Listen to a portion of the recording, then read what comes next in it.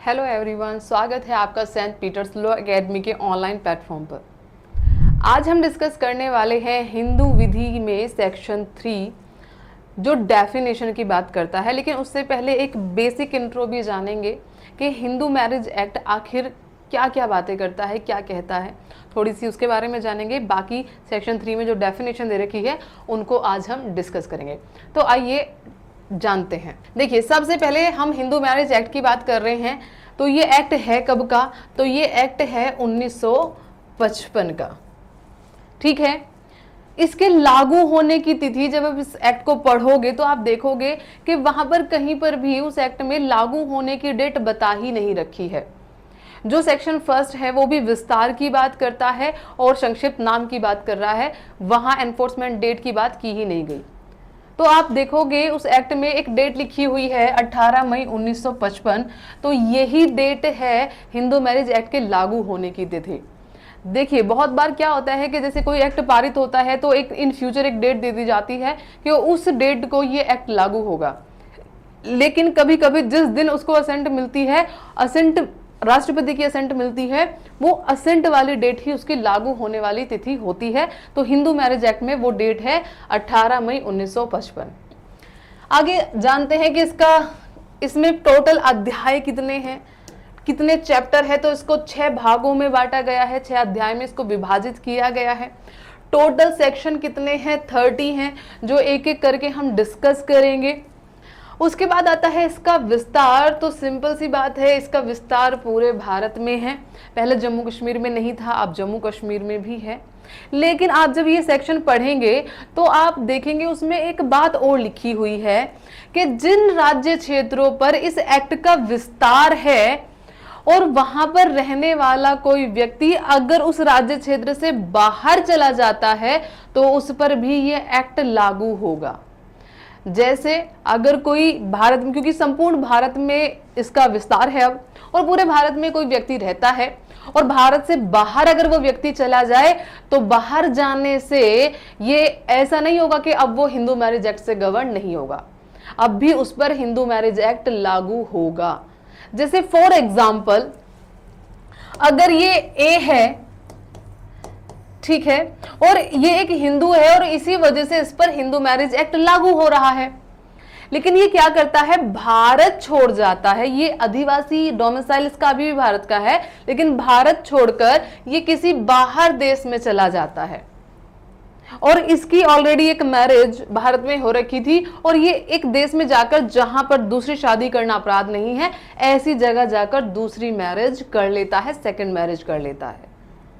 और ये कहता है कि भाई मैंने दूसरी शादी जो की है वो भारत में थोड़ी ना की है, मैंने तो बाहर आकर की है, और यहां पर तो जहां मैंने दूसरी शादी की है वहां सेकंड मैरिज अपराध है ही नहीं। तो याद रखिएगा, ये इस व्यक्ति को बचाव नहीं मिलेगा, अब भी ये बाइगेमी के लिए दोषी होगा। क्यों? क्योंकि हिंदू मैरिज एक्ट इस व्यक्ति पर तब भी लागू होता है अगर ये उस राज्य क्षेत्र से बाहर चला जाता है जहां पर इस एक्ट का विस्तार है। तो पूरे भारत में विस्तार है, भारत छोड़कर आप कहीं भी जाइए ये विधि आपके पीछे पीछे पीछे पीछे आएगी। ठीक है, तो आप इससे बच नहीं सकते। देखिए, ये जो विधि है ये व्यक्तिगत विधि है, यानी कि पर्सनल लॉ है। ये आप पर इसलिए लागू नहीं हुई है कि आप भारत में रहते हैं, बल्कि ये आप पर इसलिए लागू है क्योंकि आप हिंदू हैं और दूसरे देश में जाकर भी आप हिंदू ही रहेंगे अगर आप भारत के अधिवासी हैं। तो ये जो विधि है आप पर एज इट इज लागू हो जाएगी। तो याद रखिएगा, यहां से प्री में क्वेश्चन पूछा जाता है कि हिंदू मैरिज एक्ट या हिंदू लॉ जो है वो व्यक्तिगत विधि है या स्थानीय विधि है। तो याद रखिएगा ये व्यक्तिगत विधि है। आइए अब आते हैं सेक्शन 3 जो बात करता है किसकी, जो बात करता है डेफिनेशन की। कुछ टर्म्स हैं जो यहां पर डिफाइन की गई हैं, परिभाषित किए गए हैं। एक एक करके सबको जानते हैं। सबसे पहले जो सेक्शन 3 है उसका क्लोज का, यानी कि ए जो है वो डिफाइन करता है रूढ़ी और कस्टम। देखिए, जब हम हिंदू मैरिज एक्ट, जब हिंदू विधि के स्रोत हम पढ़ते हैं तो रूढ़ी और कस्टम को भी हम विधि के स्रोत के रूप में पढ़ते हैं। यानी कि कस्टम को क्या माना गया है, लॉ माना गया है, लेकिन किन कस्टम को, किन रूढ़ियों को, तो उसकी कुछ शर्तें हैं। अगर उन शर्तों पर वो रूढ़ी या प्रथाएं खरी उतरती हैं तो ही उनको विधि माना जाएगा, अदरवाइज नहीं। ठीक है, आइए जानते हैं सेक्शन 3 के क में कौन कौन सी शर्तें दे रखी हैं। तो सबसे पहले एक प्रथा जिसका लंबे समय से अनुपालन किया जा रहा है, एक रूपता में अनुपालन किया जा रहा है और लगातार अनुपालन किया जा रहा है, तो ऐसे में ये जो कस्टम है, जो प्रथा है, ठीक है, वो किनके, स्थानीय क्षेत्र के लोगों में, आदिम जाति के लोगों में, समुदाय में, समूह में, परिवार में, ठीक है, किसका रूप ले लेगी, विधि का बल ले लेगी।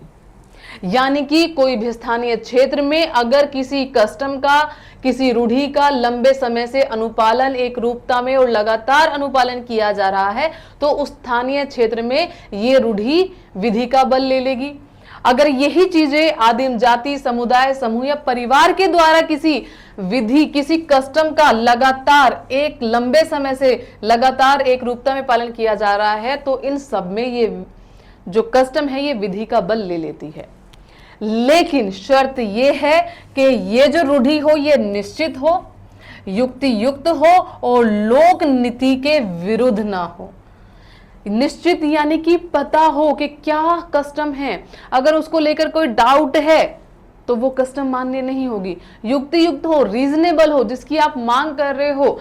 जैसे अगर एक परिवार में सपोज कीजिए 4-5 पीढ़ी से लोग बाहर पढ़ने जा रहे हैं विदेश में, और फाइनेंशियल कंडीशन की वजह से अब वो बाहर, आज की जो पीढ़ी है वो बाहर नहीं जा पाई, और वो कहते हैं कि भाई हमारी तो कस्टम रही है, अब इसको एनफोर्स किया जाए, हमें बाहर भेजा जाए, तो याद रखिएगा ये युक्ति युक्त नहीं है। तो रीजनेबल होनी चाहिए ऐसी कस्टम, और लोक नीति के विरुद्ध ना हो। अब देखिए, अगर हर एक प्रथा विधि का रूप ले लेती तो इतनी सारी प्रथाएं बैन ना होती। सती प्रथा है, किसी महिलाओं को जिंदा जलाया जा रहा है, बाल विवाह है, बच्ची जो अभी तक होश नहीं है, उसको दीन दुनिया की खबर नहीं है और आप उसको विवाह के बंधन में बांध रहे हो, बाल विवाह जैसी प्रथाएं हैं।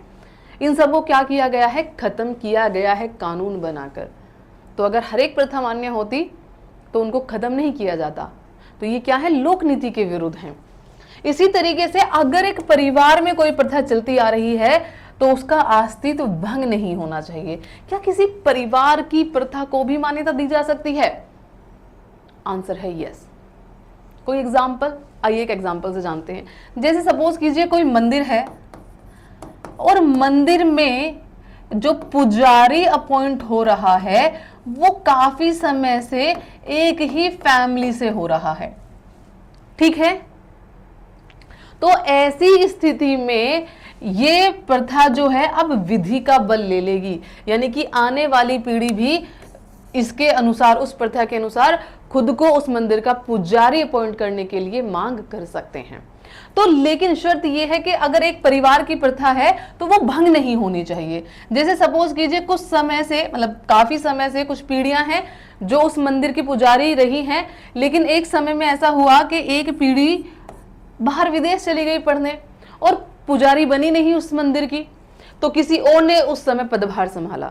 लेकिन आने वाली जनरेशन फिर से डिमांड कर रही है, तो क्या हो चुकी है, अब जो प्रथा थी वो भंग हो चुकी है, अब आप मांग नहीं कर सकते, ठीक है। तो ये शर्त है कि अगर एक परिवार की प्रथा है तो उसका अस्तित्व भंग ना हुआ हो। आइए आगे डिस्कस करते हैं।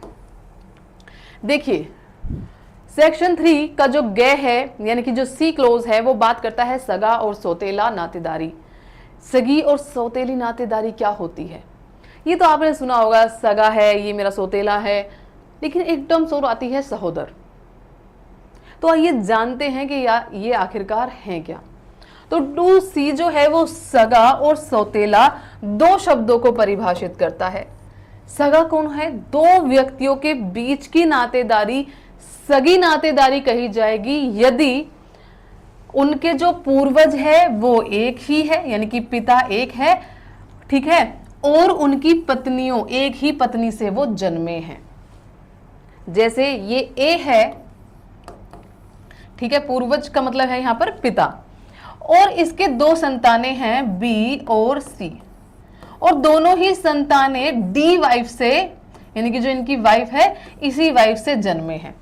तो इसका मतलब सिंपल भाषा में अगर हम समझे तो जिनके माता और पिता दोनों ही एक हैं तो उन दोनों व्यक्तियों के बीच में क्या होगी, सगी नातेदारी होगी।